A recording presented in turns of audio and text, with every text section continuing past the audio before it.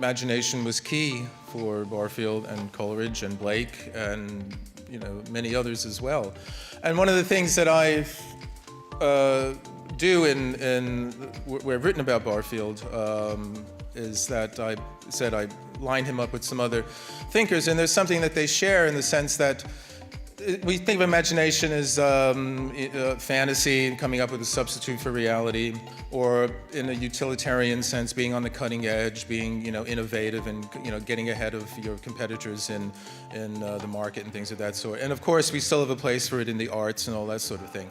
But as Mark said, I mean, for Barfield and for the other people we're talking about, imagination is key. It's central. We wouldn't be seeing this room we're in now were it not for imagination. Not in the sense that we're making it unreal, but it's a formative power. It informs what we're seeing. If we were just left to just the sensory perceptions of things out here in the room, it wouldn't make any sense. We wouldn't know what any of the things were. They wouldn't be things. They would be sense data in this kind of, very fundamental sense. They become things in the sense that our imaginative power, which is a creative power, forms them, turns them into recognizable shapes and forms and objects that actually, again, we just look at it blankly. It's not even a chair. It's a chair because you bring your imagination to it. You know what a chair is. It's your idea of what a chair is. It's a chair because it shares many other, shares all the qualities that chairs have, and other chairs have them as well, and things of that sort. But the other aspect, I'm saying there's two things I would say about imagination, is that it's basically a way of getting to the inside of things. Rational ego consciousness deals with the outside of things. And again, rightly so. The world is a difficult, dangerous place. You only need to know. We reduce our experience to just enough to be able to deal with it.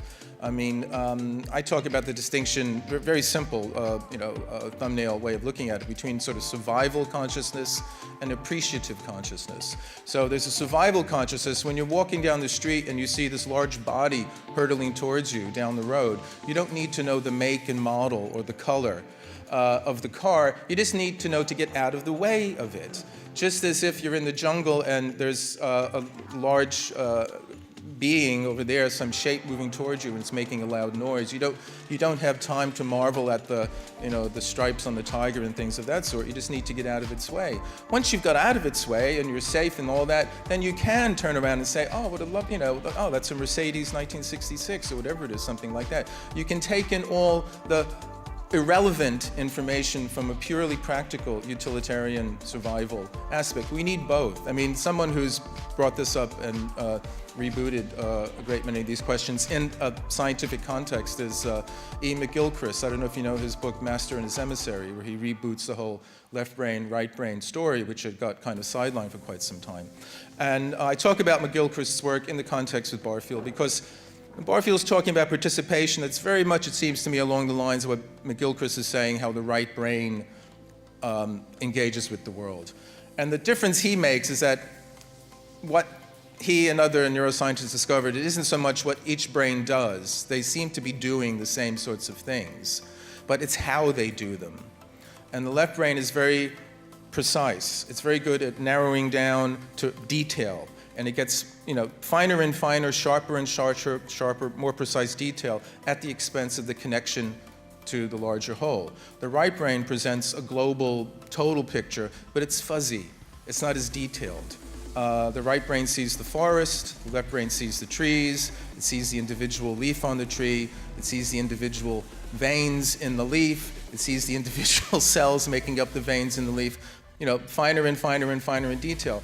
We need this. This is absolutely necessary, but we gain that at the loss of the connection. Much like the ego, we become more and more conscious of ourselves as separate individual egos, but we lose the sense of connectedness. We gain the sense of connectedness at the expense of having that kind of sense of ego. But imagination for Barfield is a way of seeing into the inside of things. And this was something that the French philosopher Henri Bergson talked about in the late 19th, early 20th centuries, intuition. I mentioned Schwaller de Lubitsch. He's the fellow who's first said that the Sphinx was much older than the official account because the erosion marks on it are from water, not from sand and wind. So it must have been there quite some time ago when there was a lot of rain.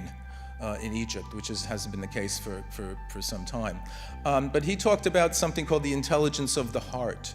And this was something that he believed the ancient Egyptians knew and understood, and their whole religious pantheon is based on this. And again, it was a way of being able to understand the inside of something. And someone who took this idea very seriously and was a major influence on Rudolf Steiner was the German poet, scientist, novelist, statesman Goethe. Goethe developed a whole scientific approach using the imagination. He wrote a book, The Metamorphosis of Plants, where he devoted this kind of loving attentiveness to the study of plants. And he claimed that he was able to perceive something that he called the Urpflanze, which is the primal plant. It's a kind of archetypal plant that it's not sensory, you can't see it with the senses, and it's not just a concept. It inhabits this intermediary realm that the French phenomenologist and student of Persian mysticism, Henri Corbin, would later call the imaginal. It's not the imaginary, which is the fantasy, which is the substitute for reality, but the imaginal is a realm in between the physical and the purely conceptual. It's a realm of images. That's the realm of poetry. That's the realm of the imagination.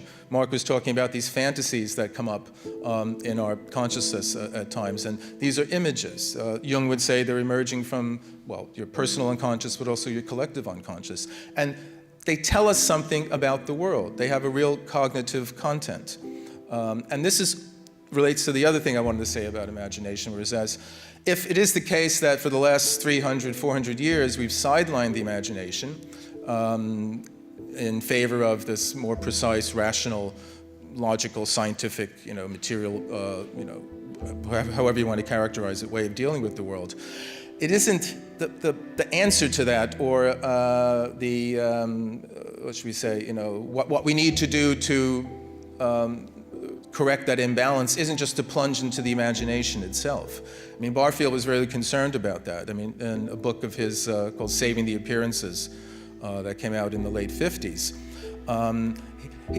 Because Barfield believed there was a real relationship between what goes on here and what happens outside. I mean, one of the strangest things Steiner ever said, that the way the world will appear in the future depends on what people are thinking now, which suggests that the way the world appears now is a result of how people thought sometime before us. And this goes completely against, our modern rational thinking. This is just like there's a little blob of consciousness in my head, in your head, in your head. It doesn't get outside of our skull. But what Barfield and Steiner and many of these others say is, like, unlike Vegas, what happens in the mind doesn't stay there. It actually goes out into the world, and it affects the world in some way. And this is, we talk about this in a pop kind of trivial way about create your own reality and things of that sort, which is based in something true, but I think a lot of its use today is rather shallow, and it's a kind of trivial way. But it's based on a fundamental true idea. Our inner world is intimately connected with this outer world out there. We've lost the sense of that in these moments of participation through, meditation or poetry or anything that does it. We have a brief feeling of there's a continuum between the two. And the next step is to realize, what happens here takes precedent. What happens here, after some time, will affect the world in the out there. So it's very important what we imagine. It isn't just plunging into any kind of, imagination, let's go. Just let the imagination go and let it rip, and it'll be better. And this was sort of, some of the romantics believed that at different times in history. A book I wrote about the 1960s, it was something like that too, the sort of 60s counterculture, sort of the rejection of the scientific, materialist, reductive world. They said, well, let the imagination rip, let the unconscious rip, let it just go.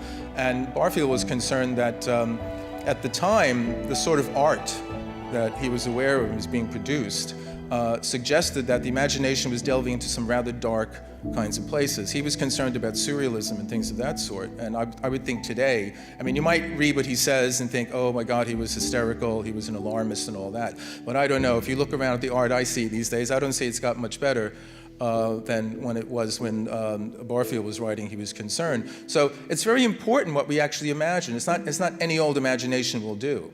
And this is a distinction Coleridge makes as well. It's really important, the difference between what he calls true imagination and fancy or fantasy.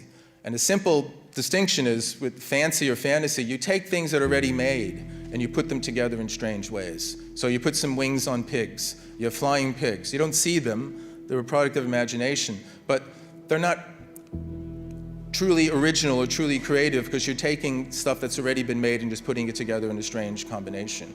Whereas for Coleridge, for Blake, and the others, the product of true imagination, it may not seem original or novel in the kind of sense that we want to see things novel, but it's truly original because it goes back to the origin. It's an echo and a product of the origin, which is this true imagination, which for Blake, for Coleridge, for Barfield, so many of the others we're talking about here, is at the root of the phenomenal world. I mean, you have to turn it around completely. I mean, we tend to think in the modern world, imagination is just something that we kind of tack on to make life a little bit, better, to make it a little bit more bearable. Whereas they're saying, no, it's at the fundamental bottom of everything, at the root. It's the foundation of it. And we have to understand that. And if we can understand that in our individual lives, we can enliven not only ourselves, but the actual world. I mean, this is the redemption is not just of ourselves, it's redeeming the world as well. And obviously we need to do that in real practical, physical terms, in terms of the ecology and the environment. But there's another way we can do it through how we envision the world, how we actually perceive the world. And Blake would say, as you see, so it becomes. As you see the world, so it will become that. So it's very important that we, sort of have an idea of the power behind the imagination.